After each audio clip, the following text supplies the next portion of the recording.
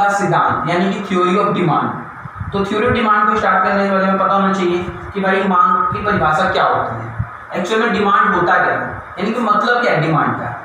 बहुत से लोगों को ये नहीं पता कि डिमांड होता क्या है। डिमांड का मतलब क्या होता है, सिंपल सी बात है। अगर हम डिमांड की बात करें तो उसका मतलब यही है कि भाई किसी वस्तु को एक उपभोक्ता अगर निश्चित कीमत तथा निश्चित समय खरीदने के लिए तैयार हो जाए तो उसे हम वस्तु की मांग कहते हैं। यानी कि सिंपल सी बात है, अगर हम बात करें एग्जाम्पल इसके हम समझना चाहें तो एग्जाम्पल में हम कह सकते हैं कि मान लो भाई 4 दोस्त हैं। अब 4 दोस्त क्या है कि एक्चुअल में मार्केट में जाते हैं। मार्केट में क्या होता है, इसमें से एक दोस्त कहता है कि भाई मुझे ये वाला ड्रेस पसंद आ रही है, ये वाला मुझे कपड़ा पसंद आ रहा है, तो इसको खरीदने के लिए लेकिन मैं कल लूँगा। वो कहता है मैं इसे कल खरीदूंगा। तो इसका मतलब जब वो कल खरीदने की बात करता है तो इसका उसको डिमांड नहीं कहेंगे। अगर उसी समय पर वो खरीद लेता, यानी कि उसी निश्चित समय पर वो तैयारी कर लेता मुझे खरीदना है, तो एक्चुअली उसे हम डिमांड कह सकते हैं। अब बात करते हैं कि मांग को प्रभावित करने वाले कारक, घटक, फलन और तत्व कौन से होते हैं। तो मांग को प्रभावित करने वाले कारक और घटक या फलन तत्व जो होते हैं वो 2 प्रकार के होते हैं। सबसे पहले बात करते हैं व्यक्तिगत कारक, दूसरा होता है बाजार का कारक। यानी कि व्यक्तिगत कारक में सबसे पहले आता है वस्तु की कीमत, दूसरे नंबर पर आता है संबंधित वस्तु है, तीसरे नंबर पर आती है उपभोक्ता की आय और चौथे पर आती है फैशन और रुचि। जबकि बाजार कारक में बात करें तो सबसे पहले जलवायु और मौसम, दूसरे नंबर पे इसको कह सकते हैं जनसंख्या वृद्धि, तीसरे पे सरकार की नीति और चौथे पे भावी कीमत। Press the bell icon on the YouTube app and never miss another update. व्यक्तिगत कारक और बाजार कारक, यानी आज से पहले हम पढ़ेंगे व्यक्तिगत कारक। व्यक्तिगत कारक में जो सबसे पहले पढ़ने याद करते हैं वस्तु की कीमत। यानी वस्तु कीमत क्या है, इसका मतलब होता है कि सबसे पहले वस्तु की जो कीमत होती है उसकी मांग को प्रभावित करती है, यानी उसकी मांग को प्रभावित करती है। यानी किसी वस्तु की कम कीमत पर अधिक तथा अधिक कीमत पर उसकी कम मात्रा खरीद लेती है। यानी हम कह सकते हैं कि वस्तु की कीमत और मात्रा में जो होता है विपरीत संबंध होता है, यानी कि नेगेटिव रिलेशनशिप में पाया जाता है। तो जैसे हम एग्जांपल अगर देंगे तो कह सकते हैं भाई किसी वस्तु की जब कीमत बढ़ती है तो ऑटोमेटिक उसकी डिमांड क्या हो जाती है, कम हो जाती है। जब उसकी कीमत कम होती है तो उसकी डिमांड बढ़ जाती है। जिसमें जो रिलेशनशिप मिलता है वो नेगेटिव होता है, यानी कि विपरीत संबंध।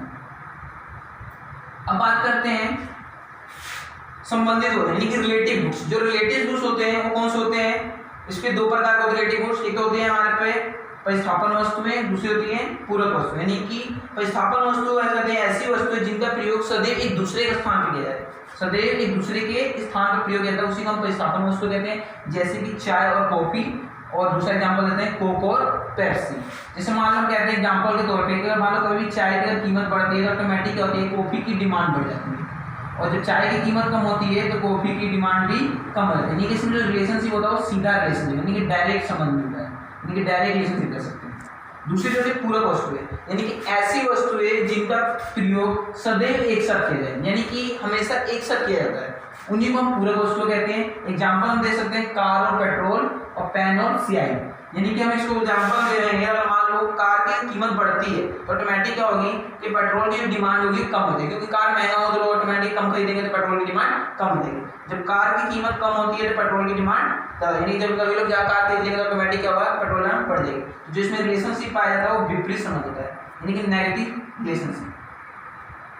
ठीक है, उपभोक्ता क्या है, यानी कि उपभोक्ता क्या है में 2 तरह की वस्तु होती है, सामान्य वस्तुएं और घटिया वस्तुएं या विभिन्न वस्तुएं। बात करते हैं पहले सामान्य वस्तु की। सामान्य वस्तु कौन सी है, उपभोक्ता की जब आय बढ़ने पर सामान्य वस्तुओं की मांग बढ़ जाती है, और उपभोक्ता की जब आय कम होती है तो सामान्य वस्तुओं की मांग भी कम हो जाती है। अर्थात इसमें कह सकते हैं कि सीधा संबंध होता है, यानी कहने का मतलब है किसी कंज्यूमर की जब इनकम बढ़ेगी तो क्या होगा, नॉर्मल गुड्स ज़्यादा खरीदेगा, जब उसकी इनकम कम हो जाती है तो नॉर्मल गुड्स की ऑटोमेटिक डिमांड क्या करता है, कम कर देता है। यानी कि इसमें सीधा रिलेशनशिप होगा, यानी कि आप कह सकते हैं डायरेक्ट रिलेशनशिप। अब बात करते हैं यहीं पे दूसरी घटिया और विभिन्न वस्तु। यानी कि विभिन्न वस्तु घटिया में क्या होता है, जब उपभोक्ता की आय कम होती है, यानी कि जब कंज्यूमर की इनकम कम होती है तो घटिया वस्तु की जो होती है ऑटोमेटिक क्या होता है, उसका डिमांड बढ़ा देता है, और जब उसकी उपभोक्ता की आय अधिक हो जाती है तो घटिया वस्तु की जो मांग होती है वो कम कर देता है। यानी कि हम कह सकते हैं अर्थात में विपरीत संबंध पाया जाता है। यानी कि इसका मतलब ये है कि उपभोक्ता की जब आय बढ़ेगी तो ऑटोमेटिक क्या कर रहा है, कि उपभोक्ता है जो घटिया वस्तु कम खरीदेगा, जब उपभोक्ता उसकी आय कम होगी तो घटिया वस्तु की मांग वो अधिक करेगा। इस तरह जो रिलेशनशिप होगा वो विपरीत संबंध।